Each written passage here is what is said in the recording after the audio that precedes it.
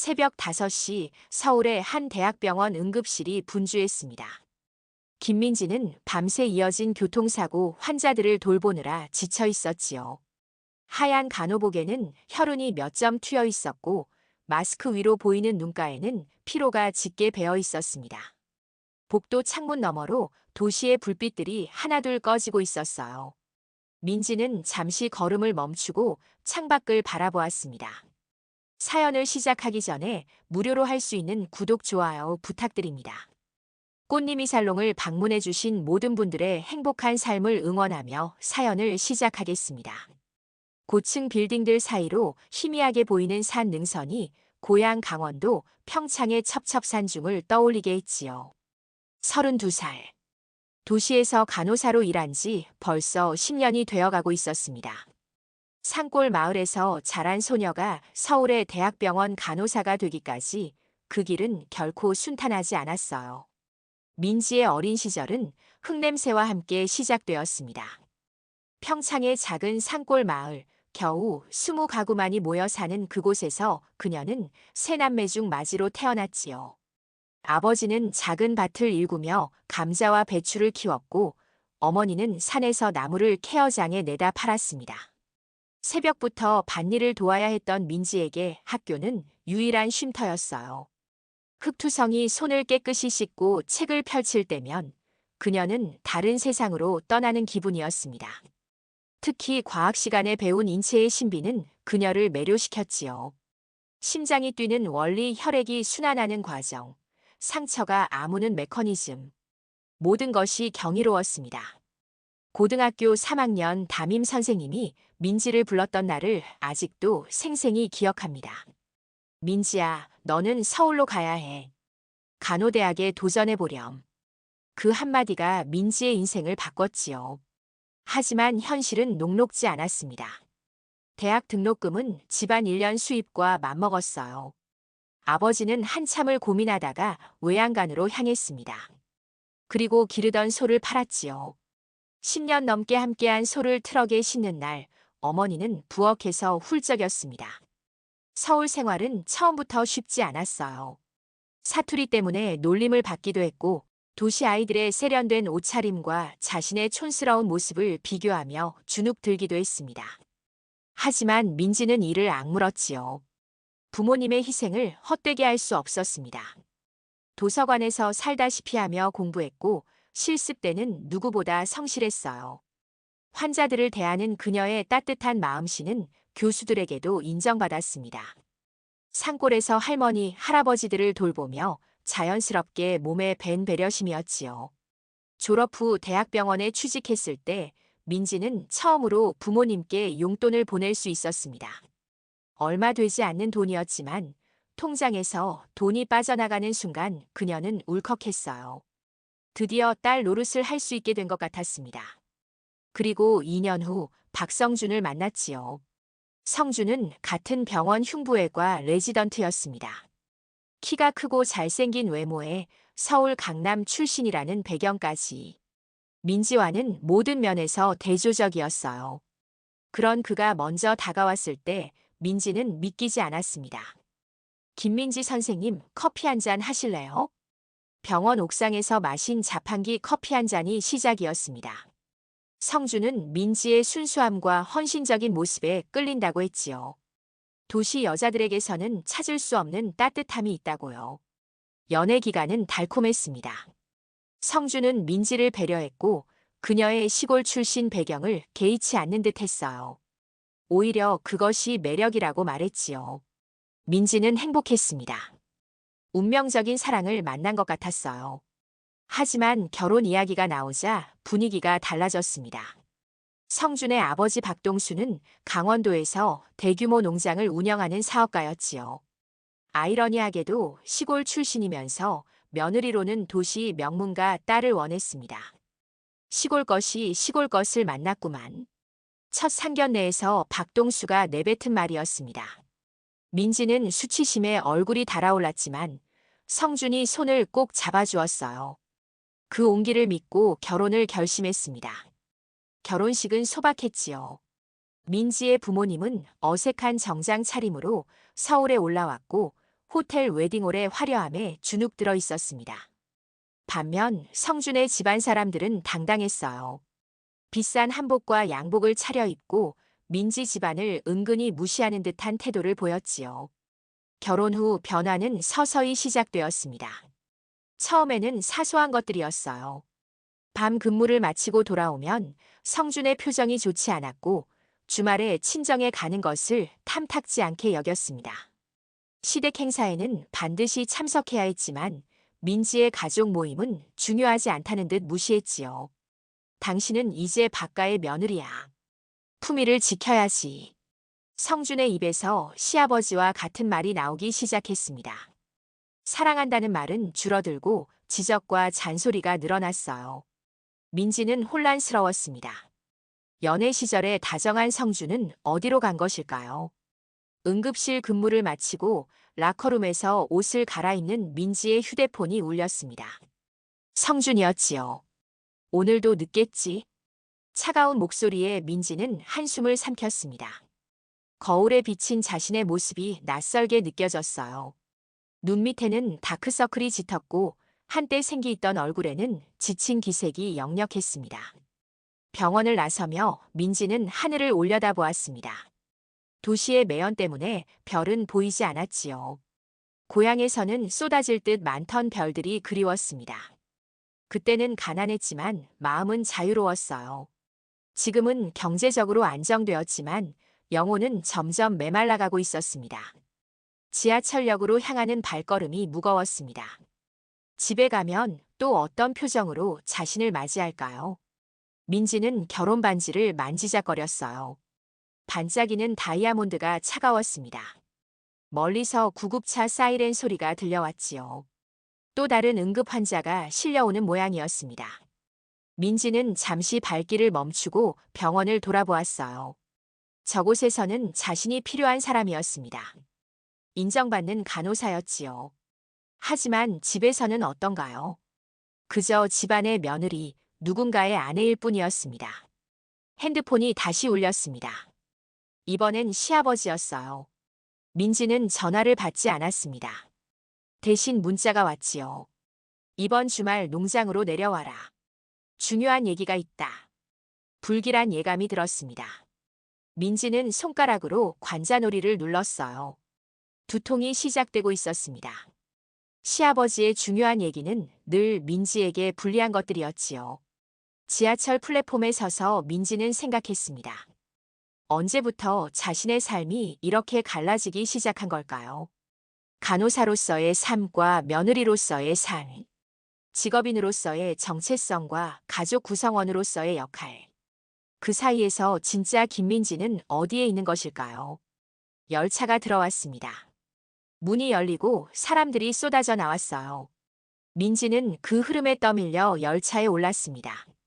창밖으로 스쳐 지나가는 어둠 속에서 그녀는 자신의 미래를 보는 것 같았지요.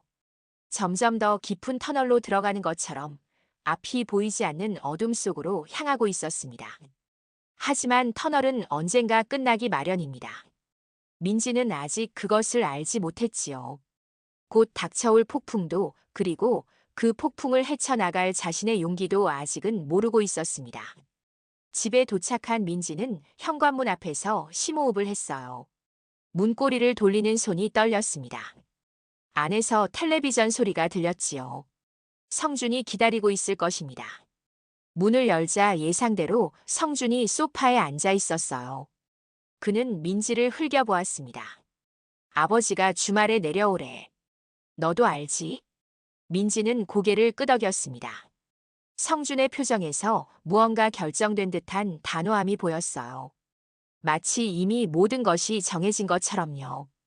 그날 밤 민지는 잠을 이루지 못했습니다. 창밖으로 보이는 도시의 불빛들이 차갑게 반짝였지요. 어디선가 들려오는 사이렌 소리가 불안을 더했습니다. 무언가 큰 변화가 다가오고 있었어요. 민지는 그것을 직감했습니다. 하지만 그것이 자신의 삶을 완전히 뒤바꿀 폭풍의 시작이라는 것은 아직 알지 못했지요. 주말 강원도로 향하는 차 안은 무거운 침묵으로 가득했습니다. 성준은 운전에만 집중했고 민지는 차창 밖으로 스쳐 지나가는 풍경을 바라보았지요. 서울을 벗어나 산으로 들어서자 공기가 달라졌습니다. 민지는 창문을 조금 내렸어요. 찬바람과 함께 소량기가 들어왔습니다. 고향의 냄새와 비슷하면서도 달랐지요. 박동수의 농장은 평창 외곽에 위치해 있었습니다. 드넓은 대지에 비닐하우스들이 줄지어 서 있었고 멀리 양계장과 축사도 보였지요. 규모가 상당했습니다. 민지의 고향 마을 전체보다 더 큰 땅이었어요. 차에서 내리자 박동수가 마당에 서 있었습니다.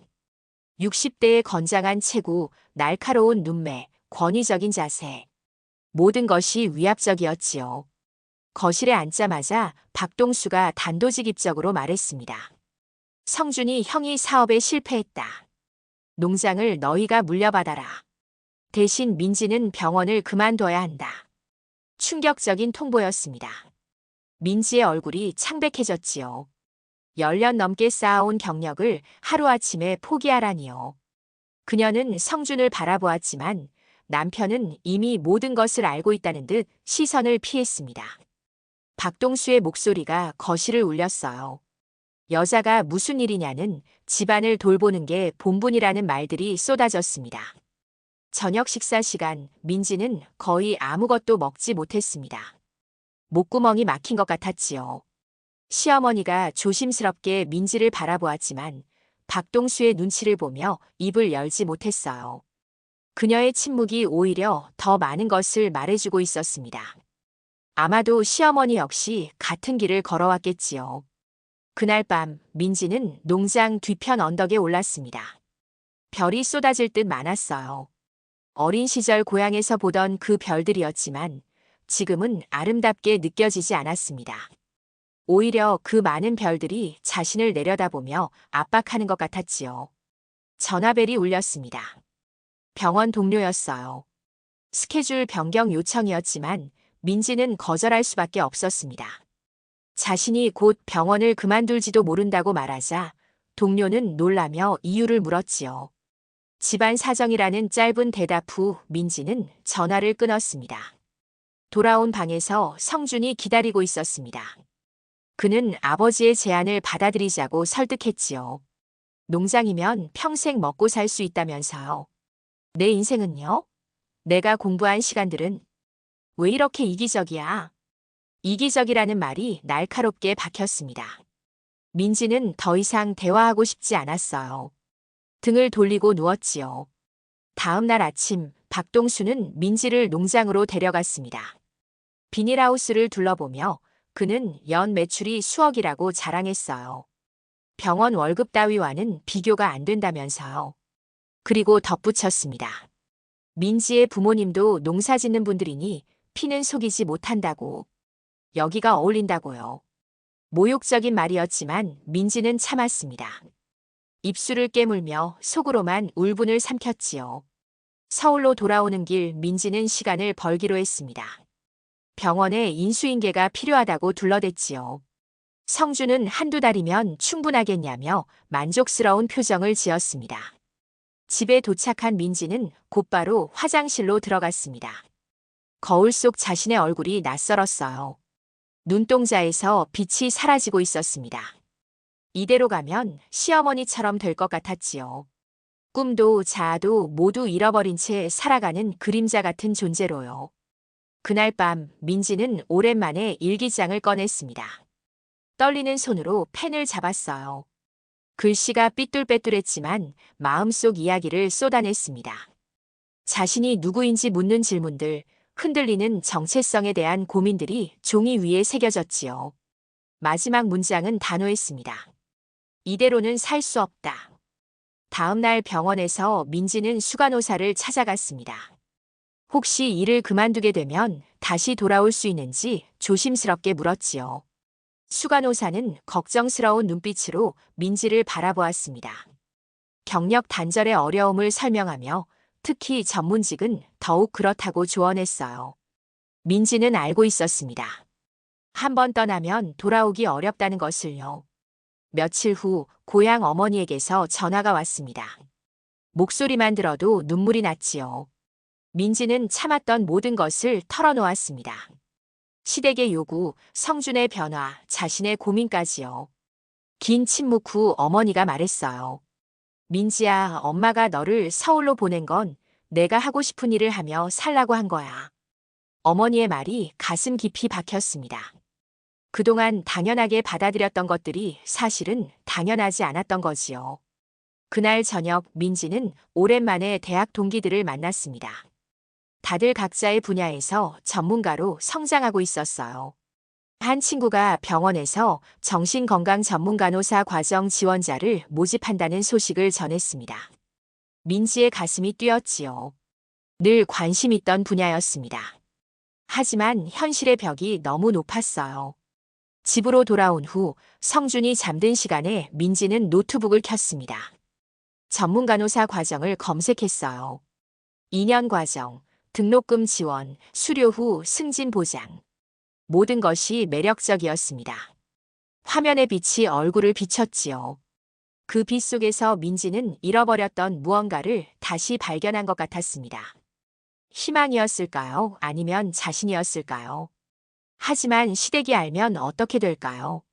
병원을 그만두라는데 오히려 더 공부하겠다니. 상상만 해도 끔찍했습니다. 민지는 조용히 노트북을 닫았어요. 창밖으로 새벽빛이 들어왔습니다. 도시의 아침이 시작되고 있었지요. 민지는 눈을 감았습니다. 갈림길에 서 있었어요. 한쪽은 편하지만 자신을 잃는 길, 다른 쪽은 험하지만 자신을 지키는 길. 핸드폰이 울렸습니다. 병원 응급 호출이었어요. 다중 추돌 사고 환자들이 오고 있다는 연락이었습니다. 민지는 재빨리 옷을 갈아입었지요. 성준이 잠결에 중얼거렸지만 민지는 대답하지 않았습니다. 현관을 나서며 민지는 생각했습니다. 적어도 병원에서는 자신이 누구인지 분명했어요. 필요한 사람, 전문가, 생명을 구하는 간호사. 그런데 왜 가장 가까운 사람들은 그것을 인정하지 않는 걸까요? 응급실로 뛰어가는 복도에서 민지는 수많은 의료진과 마주쳤습니다. 모두가 각자의 역할에 충실했지요. 그들의 눈빛은 살아있었습니다. 민지도 그랬어요. 응급실 문을 밀고 들어가는 순간 그녀는 다시 김민지 간호사가 되었습니다.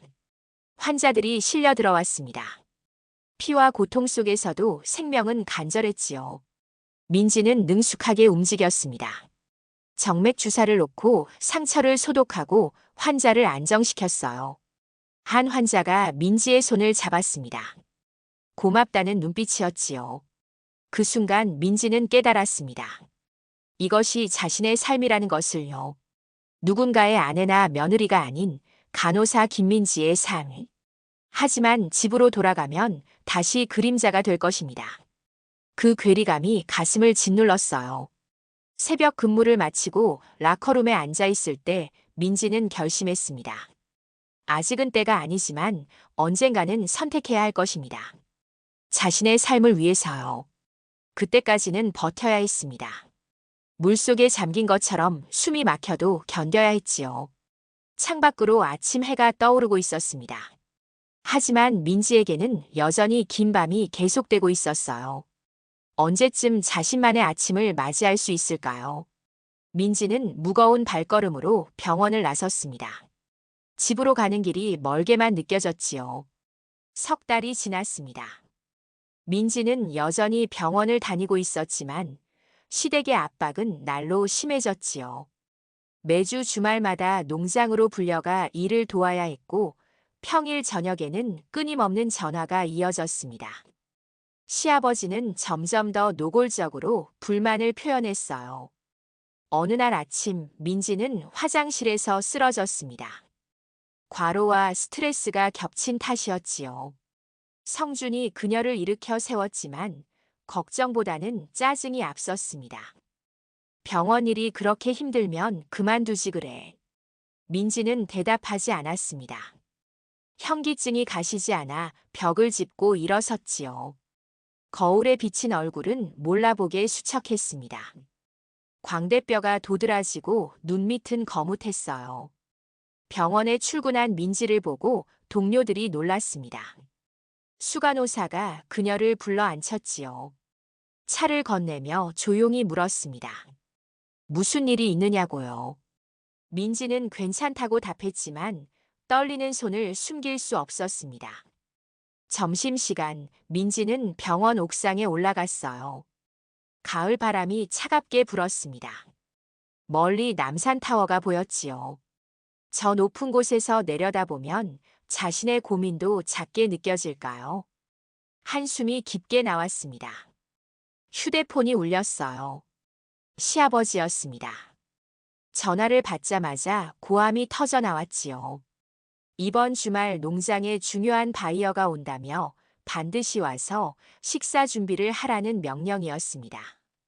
민지가 주말 근무가 있다고 하자 그는 더욱 격앙되었어요. 병원 따위가 뭐가 중요하냐면서요.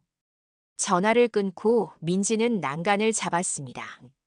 손에 힘이 들어가 관절이 하얗게 변했지요. 눈물이 나려 했지만 참았습니다. 여기서 울면 무너질 것 같았어요. 그때 뒤에서 발소리가 들렸습니다. 정신건강의학과의 이은주 선생님이었지요. 민지보다 10살 정도 많은 선배 간호사였습니다. 그녀는 민지 옆에 서서 같이 도시를 바라보았어요. 김 선생님, 얼굴이 많이 안 좋아 보여요. 민지는 억지로 웃으며 괜찮다고 했습니다. 이은주는 고개를 저었지요.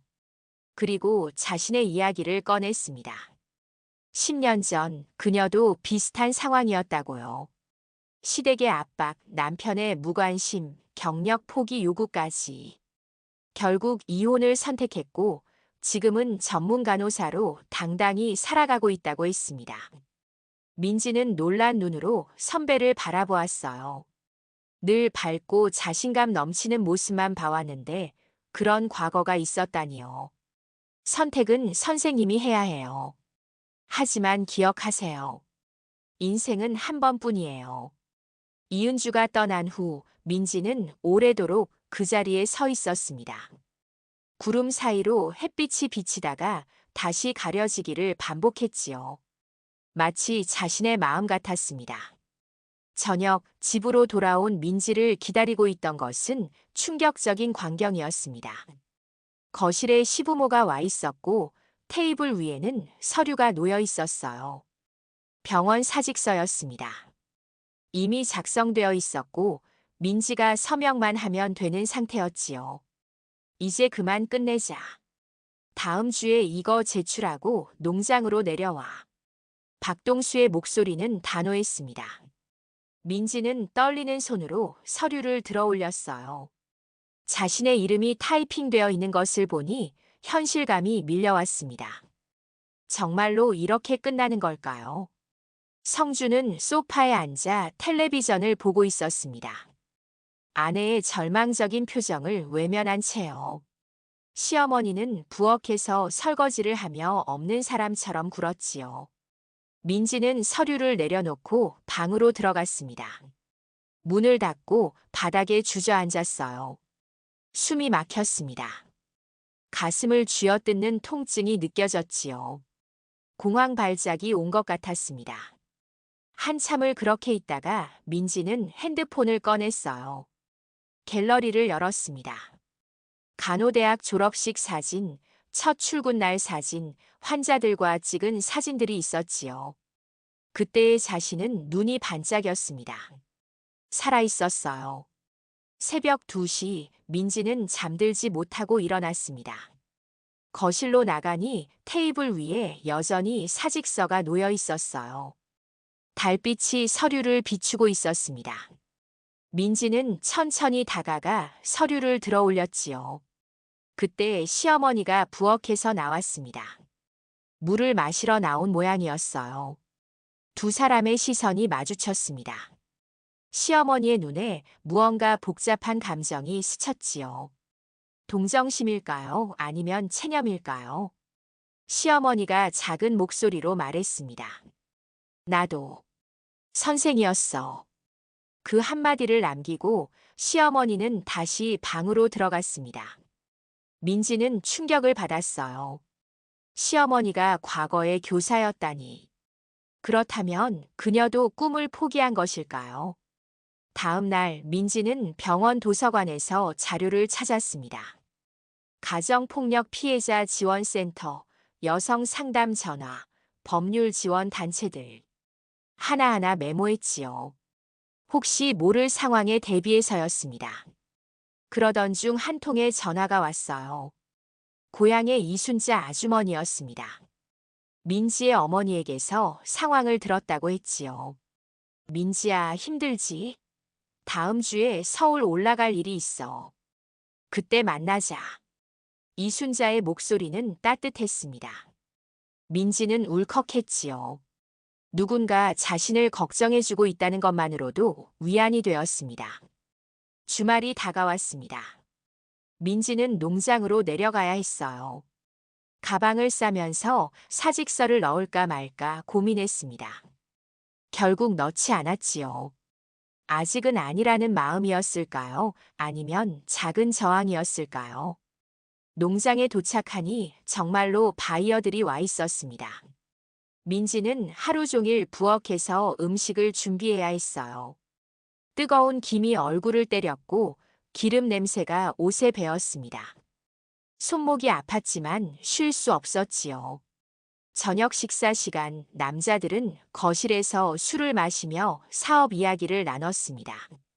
민지는 조용히 음식을 날랐어요. 한 바이어가 민지를 보며 말했습니다. 요즘 보기 드문 현모양처라고요. 박동수가 의기양양하게 웃었지요. 그날 밤 민지는 농장 뒤 창고에서 낡은 상자를 발견했습니다.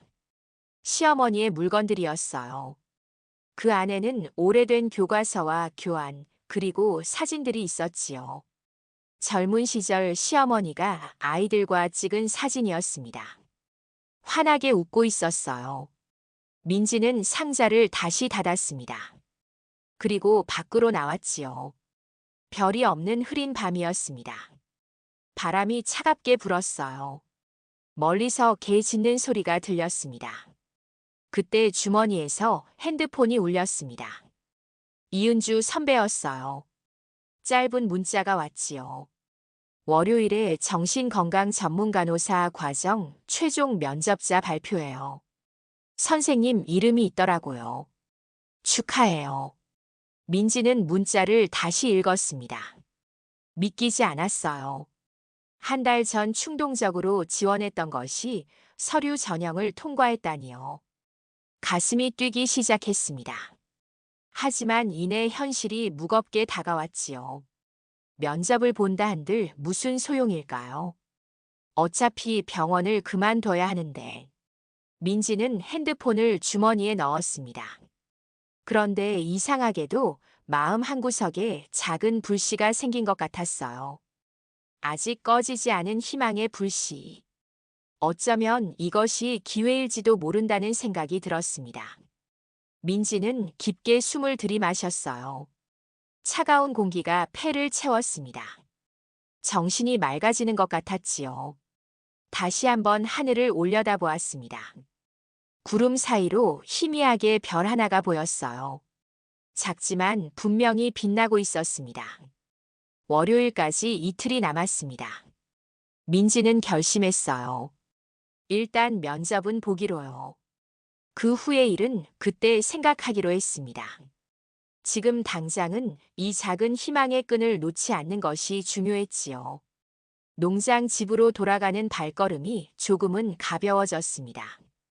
여전히 어둡고 막막했지만 이제는 방향이 보이는 것 같았어요.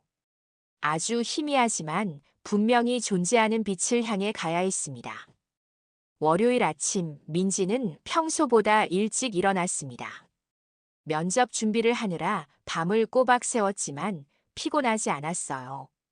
오히려 온몸에 긴장감이 돌았지요. 성주는 이미 병원으로 출근한 후였습니다. 민지는 거울 앞에 섰어요. 오랜만에 정장을 꺼내 입었습니다. 초췌했던 얼굴에 생기가 돌았지요. 면접장에 도착하니 다른 지원자들이 있었습니다. 모두 경력 있는 간호사들이었어요. 민지는 잠시 주눅 들었지만 이내 마음을 다잡았습니다. 여기까지 온 것만으로도 대단한 일이었으니까요. 면접실에 들어가자 3명의 면접관이 앉아 있었습니다. 그중 한 명이 이은주 선배였어요. 선배가 미소로 용기를 북돋아 주었지요. 질문이 시작되었습니다. 왜 정신건강 분야를 선택했는지, 앞으로의 계획은 무엇인지. 민지는 진심을 담아 대답했어요. 고통받는 사람들의 마음을 돌보고 싶다고, 특히 가정 내 억압으로 고통받는 여성들을 돕고 싶다고 말했습니다. 면접을 마치고 나오는데 핸드폰이 울렸습니다. 이순자 아주머니였어요. 서울에 도착했다며 만나자고 했지요. 약속 장소는 경복궁 근처 작은 찻집이었습니다. 이순자는 민지를 보자마자 안아주었어요. 따뜻한 품이었습니다. 민지는 그 품에서 참았던 눈물을 쏟았지요. 한참을 울고 나서야 이야기를 시작할 수 있었습니다. 이순자는 차분히 들어주었어요. 그리고 낡은 수첩을 꺼냈습니다. 거기에는 여성보호시설 연락처, 무료 법률 상담소, 그리고 비슷한 상황을 겪었던 여성들의 자조 모임 정보가 적혀 있었지요. 이순자는 말했습니다. 혼자가 아니라고, 도움을 청하는 것은 나약함이 아니라 용기라고요. 그리고 이거. 이순자가 봉투를 건넸습니다. 안에는 현금이 들어 있었어요. 민지가 당황하자 이순자가 웃으며 말했지요. 비상금이야. 언제든 필요할 때 쓰렴. 민지는 거절하려 했지만 이순자의 눈빛은 단호했습니다. 결국 받을 수밖에 없었어요. 집으로 돌아오니 성준이 기다리고 있었습니다. 표정이 좋지 않았어요. 테이블 위에는 사직서가 여전히 놓여 있었지요. 성준이 물었습니다. 오늘 어디 갔었냐고요. 민지는 잠시 망설이다가 사실을 말했습니다. 전문간호사 과정 면접을 봤다고요. 예상대로 성준은 격분했습니다. 배신감을 느낀다며 소리를 질렀어요. 민지는 조용히 듣고만 있었습니다. 더 이상 변명하거나 설득할 힘이 없었지요. 그날 밤 성준은 처음으로 민지에게 손을 들었습니다. 뺨을 맞은 민지는 충격에 바닥에 주저앉았어요. 성준도 자신의 행동에 놀란 듯 했지만 사과는 없었습니다. 오히려 민지가 자초한 일이라며 방으로 들어가 버렸지요. 민지는 거실에 홀로 남았습니다. 뺨이 화끈거렸어요. 거울을 보니 붉은 자국이 선명했습니다. 그 순간 무언가가 끊어지는 소리가 들린 것 같았어요. 더 이상 참을 수 없는 한계선이었을까요? 새벽 민지는 조용히 짐을 쌌습니다. 많지 않았어요. 옷 몇 벌과 중요한 서류들, 그리고 이순자가 준 비상금. 가방 하나에 다 들어갔지요. 현관으로 향하는 발걸음은 떨렸지만 멈추지 않았습니다. 밖으로 나오자 찬 공기가 얼굴을 스쳤어요. 동이 트기 전 가장 어두운 시간이었습니다. 민지는 택시를 잡았지요.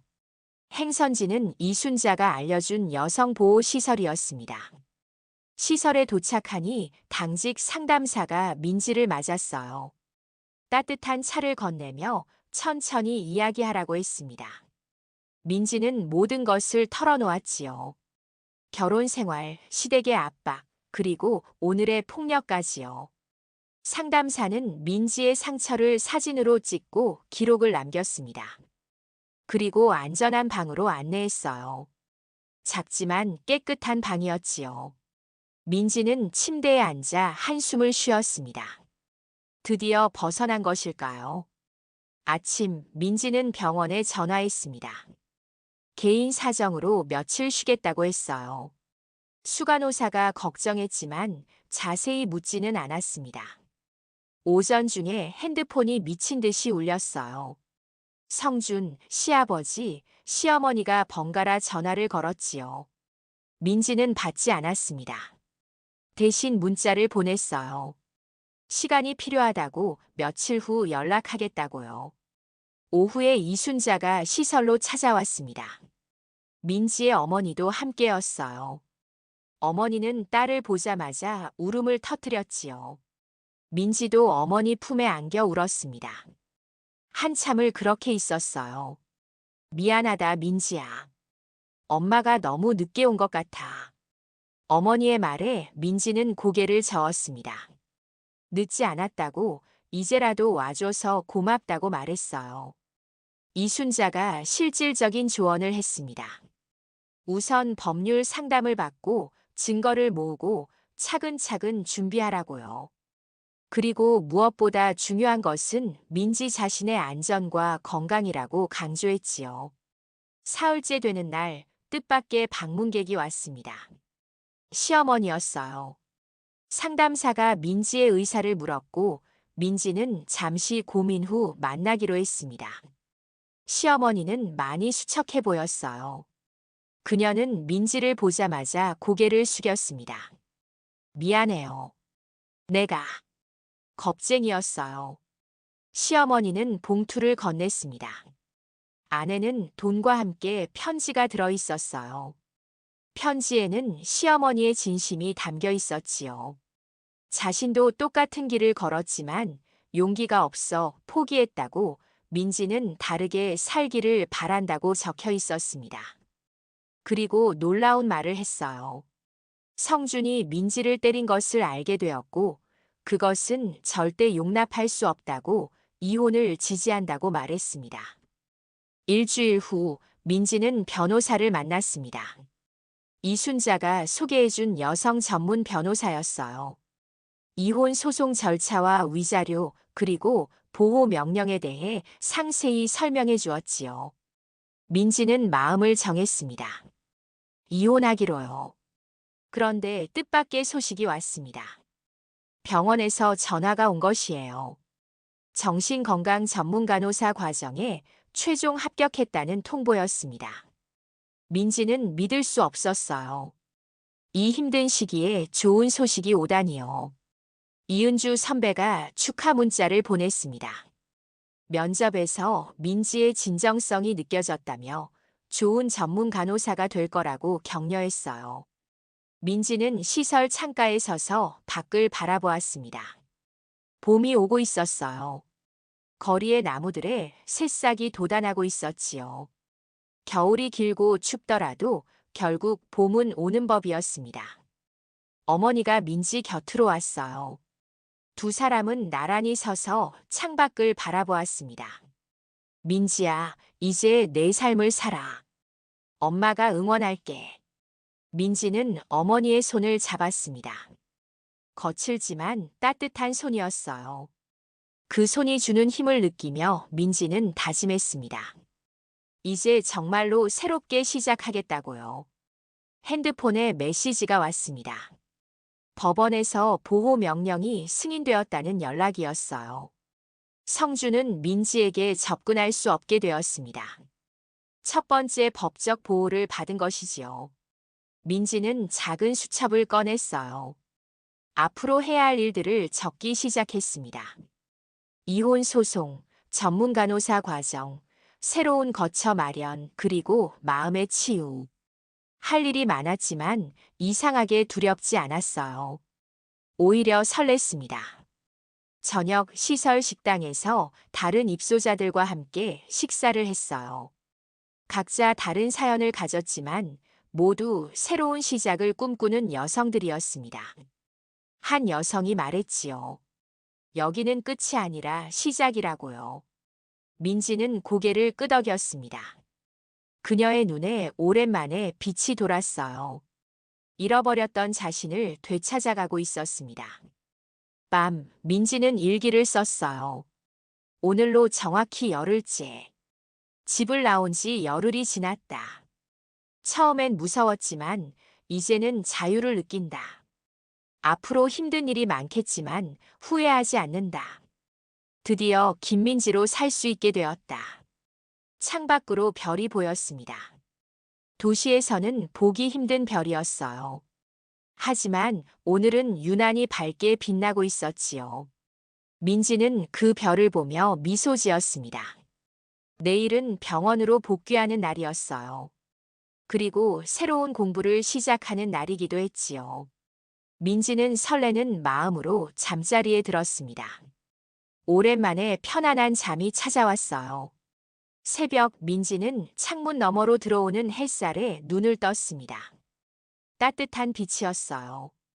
일어나 기지개를 켜며 생각했습니다. 오늘부터 진짜 내 인생이 시작된다고요. 1년 후 봄이었습니다. 민지는 서울 강북구의 한 대학병원 정신건강의학과에서 전문 간호사로 일하고 있었어요. 하얀 가운 왼쪽 가슴에는 정신전문간호사 김민지라는 명찰이 반짝였습니다. 오전 상담을 마치고 창가에 서자 병원 정원의 벚꽃이 만개한 것이 보였지요. 이혼 소송은 6개월 전에 끝났습니다. 생각보다 순조로웠어요.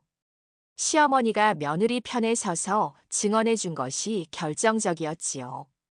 위자료도 적지 않게 받았습니다. 그 돈으로 민지는 작은 전셋집을 마련했어요. 비록 원룸이었지만 온전히 자신만의 공간이었습니다. 점심시간 민지는 병원 구내식당에서 동료들과 식사를 했습니다. 이은주 선배가 옆자리에 앉았어요. 이제는 같은 과에서 일하는 동료이자 멘토가 되었지요. 민지 선생님, 오늘 오후 가정폭력 피해자 집단 상담 있죠? 민지는 고개를 끄덕였습니다. 전문 간호사가 된 후 그녀는 가정폭력 피해 여성들을 위한 상담 프로그램을 운영하고 있었어요.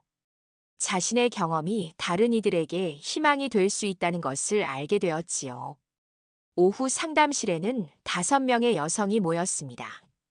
연령대도 다양했어요. 20대부터 60대까지. 하지만 모두 비슷한 상처를 안고 있었지요. 민지는 따뜻한 미소로 그들을 맞았습니다. 상담이 끝난 후 한 여성이 민지에게 다가왔어요. 30대 초반의 젊은 엄마였습니다.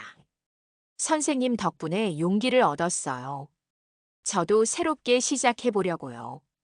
민지는 그녀의 손을 잡아주었습니다. 1년 전 자신이 그랬듯 이 여성도 곧 자신만의 봄을 맞이할 거라 믿었어요. 퇴근 후 민지는 강원도로 향했습니다. 한 달에 한 번은 꼭 고향을 방문했어요. 부모님이 기다리고 있었지요. 기차 창밖으로 산들이 스쳐 지나갔습니다. 예전과 같은 풍경이었지만 민지의 마음은 전혀 달랐어요. 이제는 평화로웠습니다. 고향 집에 도착하니 어머니가 된장찌개를 끓이고 있었습니다. 아버지는 마당에서 텃밭을 가꾸고 있었어요. 평범한 저녁 풍경이었지만 민지에게는 소중한 시간이었지요. 민지야, 밥 먹자. 어머니의 부름에 가족이 식탁에 모였습니다. 동생들도 와 있었어요. 막내는 이제 대학생이 되었지요. 민지가 보낸 학비 덕분이었습니다. 식사를 하며 아버지가 조심스럽게 물었어요. 민지야, 혼자 사는 거 힘들지 않니? 아니요, 아빠. 오히려 좋아요. 제가 원하는 삶을 살 수 있어서요. 아버지는 고개를 끄덕였습니다. 처음엔 이혼을 반대했지만 지금은 딸의 선택을 존중하고 있었어요. 저녁 식사 후 민지는 마을 회관으로 향했습니다. 이순자 아주머니를 만나기로 했거든요. 회관에는 뜻밖의 사람들이 모여 있었어요.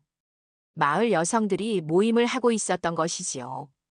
이순자가 민지를 소개했습니다. 서울에서 전문 간호사로 일하는 우리 마을이 자랑스러워하는 딸이라고요. 여성들의 눈빛이 반짝였습니다. 특히 젊은 엄마들이 민지에게 많은 질문을 했어요. 어떻게 공부했는지, 서울 생활은 어떤지, 혼자 살아가는 것이 두렵지 않은지. 민지는 성심껏 대답했습니다. 그리고 덧붙였어요. 꿈을 포기하지 말라고, 아무리 늦어도 시작할 수 있다고요. 모임이 끝난 후 이순자와 민지는 마을 뒷산 정자에 올랐습니다. 달빛이 마을을 비추고 있었어요. 민지야, 내가 정말 자랑스러워. 이순자의 말에 민지는 미소 지었습니다. 그리고 고마움을 전했어요. 가장 어려울 때 손 내밀어 준 것에 대해서요. 아니야, 내가 용기를 낸 거지. 난 그저 곁에 있어 준 것뿐이야. 두 사람은 한참 동안 달을 바라보았습니다. 바람이 불어 벚꽃잎이 날렸어요. 마치 축복처럼 두 사람 위로 내려앉았지요. 서울로 돌아오는 기차 안에서 민지는 문자를 받았습니다. 놀랍게도 시어머니였어요. 민지야, 잘 지내니? 내 소식을 들었어. 전문 간호사가 되었다며? 축하해. 늦었지만 미안하고 고마워. 민지는 답장을 보냈습니다. 괜찮다고, 시어머니도 건강하시길 바란다고요. 과거의 상처가 완전히 사라진 것은 아니었지만 용서할 수 있게 되었습니다. 일주일 후 병원에서 특별한 행사가 있었습니다. 올해의 우수 간호사 시상식이었어요. 민지는 신인 전문 간호사 부문에서 상을 받았습니다. 가정폭력 피해자 지원 프로그램을 성공적으로 운영한 공로였지요. 시상식장에는 부모님도 참석했습니다. 어머니는 딸이 상을 받는 모습을 보며 눈물을 훔쳤어요. 아버지는 어색하게 박수를 쳤지만 얼굴에는 자부심이 가득했습니다. 수상 소감에서 민지는 말했습니다. 고통 속에서도 희망을 잃지 않았던 모든 분들께 이 상을 바칩니다. 청중 속에서 박수가 터져 나왔어요. 민지가 상담했던 여성들도 와 있었습니다. 그들의 얼굴에도 미소가 번졌지요. 행사가 끝난 후 민지는 병원 옥상에 올랐습니다. 1년 전 절망에 빠져 있던 바로 그곳이었어요. 하지만 지금은 전혀 다른 마음이었습니다. 서울의 야경이 아름답게 펼쳐져 있었고 봄바람이 부드럽게 불었지요. 핸드폰이 울렸습니다. 대학병원 정신건강의학과 과장이었어요. 김민지 선생님, 다음 달부터 트라우마 전문 클리닉을 맡아주실 수 있나요? 민지는 잠시 놀랐지만 곧 수락했습니다. 새로운 도전이었지만 이제는 자신이 있었어요. 전화를 끊고 민지는 하늘을 올려다보았습니다. 도시의 불빛 때문에 별은 잘 보이지 않았지만 달은 밝게 빛나고 있었어요. 그 달빛 아래서 민지는 생각했습니다. 1년 전 모든 것을 잃은 것 같았던 그날. 하지만 사실은 진정한 자신을 찾아가는 여정의 시작이었다는 것을요. 가장 어두운 밤을 지나 이제 새벽을 맞이했습니다. 그리고 그 새벽에 피어난 꽃처럼 민지도 활짝 피어나고 있었어요. 집으로 가는 길 민지는 편의점에 들렀습니다. 캔 맥주 하나를 사서 한강공원으로 갔어요. 벚꽃이 만개한 산책로를 걸으며 작은 축배를 들었습니다. 자신에게 그리고 새로운 시작에게요. 벤치에 앉아 강물을 바라보았습니다. 유유히 흐르는 물처럼 인생도 계속 흘러갈 것입니다. 때로는 거센 물살을 만나기도 하겠지만 결국은 바다에 이르겠지요. 옆 벤치에 젊은 커플이 앉았습니다. 행복해 보였어요. 민지는 그들을 보며 미소 지었습니다. 언젠가 자신도 다시 사랑할 수 있을까요? 지금은 모르겠지만 가능성은 열어두고 싶었습니다. 핸드폰 알람이 울렸어요. 내일 아침 일찍 회의가 있다는 것을 알려주는 알람이었습니다. 민지는 일어섰어요. 집으로 가야 할 시간이었지요. 걸어가면서 민지는 흥얼거렸습니다. 어린 시절 어머니가 불러주던 노래였어요. 가사는 기억나지 않았지만 멜로디는 선명했습니다. 그 노래처럼 민지의 발걸음도 경쾌했어요. 집에 도착한 민지는 일기장을 꺼냈습니다. 오늘의 마지막 일과였지요. 오늘로 정확히 1년. 새로운 삶을 시작한 지 1년이 되었다. 쉽지 않은 시간이었지만 후회는 없다. 오히려 감사하다. 진정한 나를 찾을 수 있게 해준 모든 일들에게. 내일은 또 어떤 하루가 펼쳐질까? 이제는 두렵지 않고 기대된다. 펜을 내려놓고 민지는 창밖을 보았습니다. 맞은편 아파트에 하나둘 불이 꺼지고 있었어요. 곧 새로운 날이 밝아올 것입니다. 민지는 침대에 누웠습니다. 천장을 보며 마지막으로 생각했어요. 그림자 속에 있던 씨앗이 이제 꽃이 되었다고. 새벽의 어둠을 뚫고 피어난 꽃. 그것이 바로 자신이라고요. 눈을 감자 평화로운 잠이 찾아왔습니다. 내일은 분명 좋은 날이 될 것입니다.